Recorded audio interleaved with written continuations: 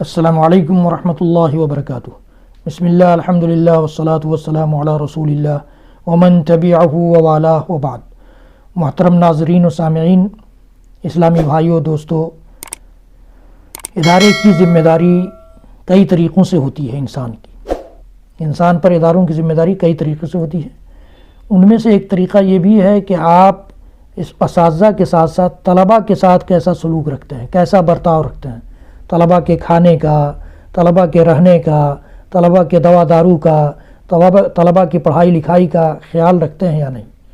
اس سلسلے میں آپ اپنی ذمہ داریوں کو نبھاتے ہیں یا نہیں۔ اگر اللہ تعالیٰ نے ادارے کا آپ کو ذمہ دار بنایا، صدر بنایا، سیکرٹری بنایا، خزانچی بنایا، ممبر بنایا ہے، آپ کمیٹی کے ممبر ہیں، کمیٹی کو طلباء کے تئیں کن چیزوں کی نگرانی رکھنا، ان کی پڑھائی جس کے لیے وہ آئے ہیں اس کا پورا خیال رکھنا۔ ایسا نہیں کہ آپ ذمہ دار ہیں، سیکرٹری صاحب ہیں تو اپنے گھر کا کام کرا رہے ہیں۔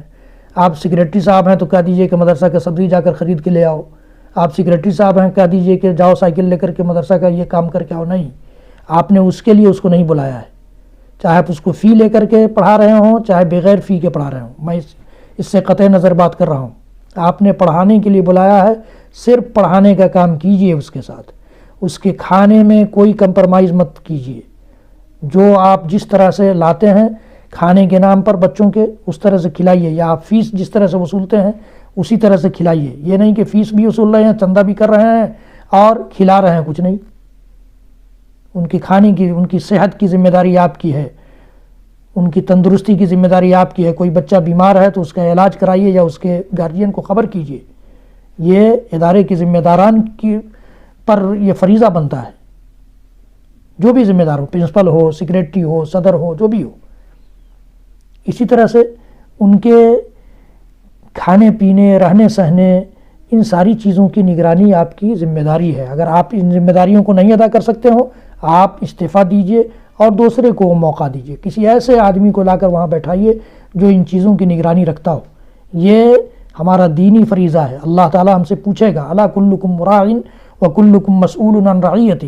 ہر آدمی ذمہ دار ہے اور اس سے اس کی ذمہ داری کے بارے میں پوچھا جانا ہے۔ اللہ تعالیٰ پوچھے گا تو اس وقت ہم کیا جواب دیں گے؟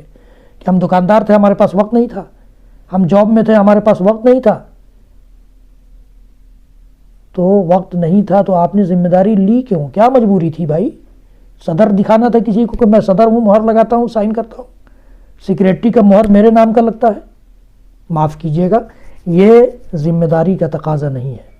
یہ آپ کی ذمہ داری ہے کہ بچے پڑھیں، پڑھ کر کے وہ اس لائق بنیں کہ وہ انسانیت کی خدمت کریں، دین کی خدمت کریں، دین کی دعوت کو عام کریں، دینی مشن کو آگے بڑھائیں، نبوی مشن کو آگے بڑھائیں۔